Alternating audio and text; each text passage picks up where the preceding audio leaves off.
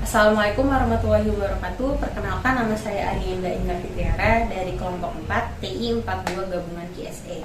Pada kesempatan kali ini saya akan mempresentasikan mengenai analisis resiko proses pembuatan filter rokok pada PT Filtrona Indonesia. Dalam menganalisis resiko terdapat 4 langkah atau 4 tahap yang kami lakukan. Yang pertama adalah membuat modeling proses dari study case. Yang kedua, mengidentifikasi sumber uncertainty.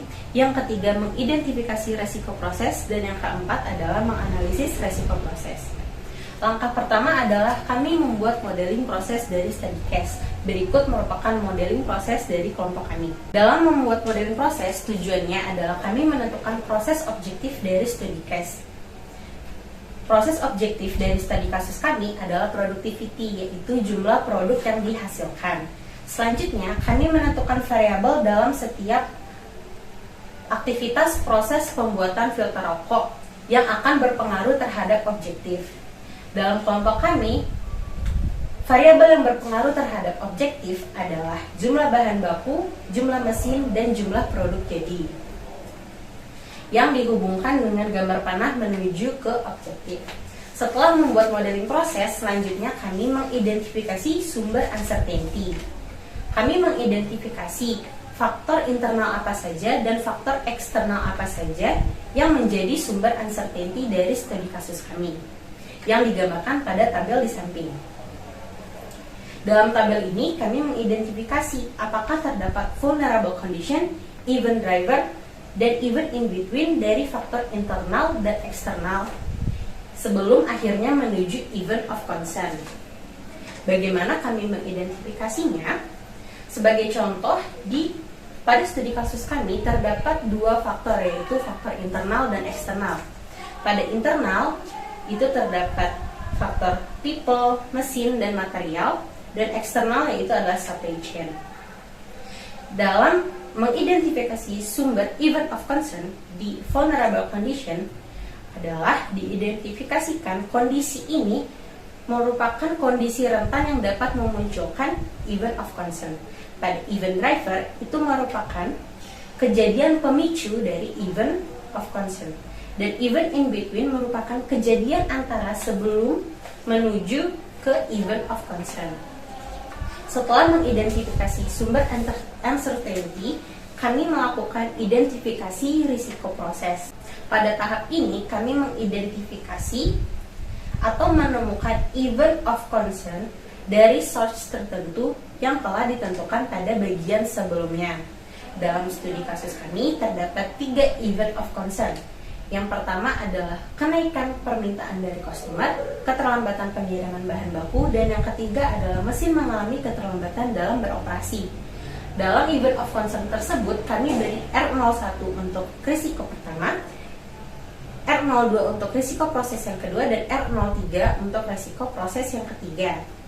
Event of concern terdiri dari vulnerable condition ditambah event in driver dan ditambah event in between sebelum menuju event of concern. Dan event of concern ini akan langsung mengenai objektif ataupun dapat mengenai variabel terlebih dahulu sebelum menuju ke objektif. Berikut merupakan skenario event of concern dari R01, R02, dan R03 dari kelompok kami. Setelah mengidentifikasi risiko prosesnya, kami melakukan analisis risiko proses. Dalam risk assessment, hal yang dilakukan adalah untuk mengukur.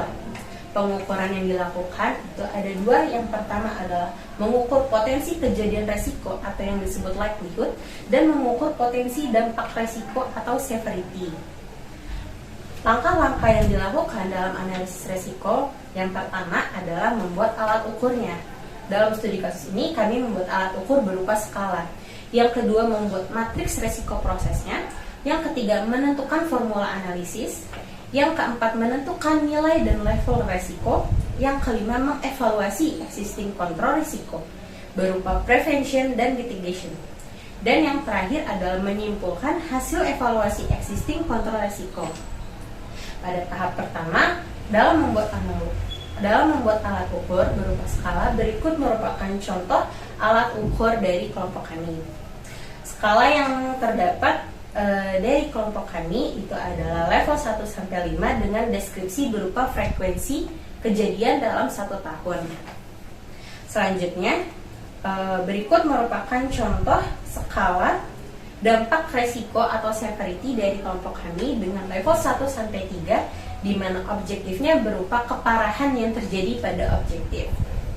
Setelah membuat alat ukur, selanjutnya adalah membuat matriks proses, di mana matriks ini dibuat dengan cara menghubungkan antara skala likelihood dan skala severity yang akan digabungkan menjadi matriks seperti gambar di samping. Dan kami menentukan level resiko yang ada pada matriks tersebut. Sebagai contoh, nilai 1-3 merupakan level rendah, nilai 4-6 merupakan level sedang, 7-10 level tinggi, 11-15 sangat tinggi.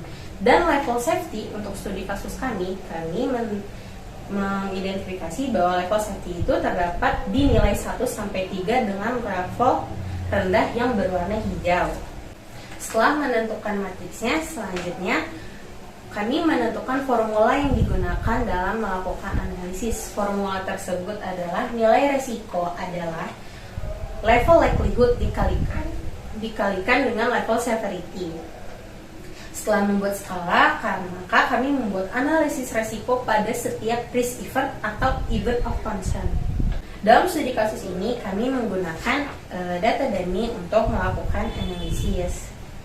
Langkah-langkah yang dilakukan dalam pengukuran potensi kejadian resiko dan potensi dampak resiko adalah yang pertama membuat skenario, yang kedua mencari atau mengumpulkan data, yang ketiga lalu mencari level dan nilai resikonya.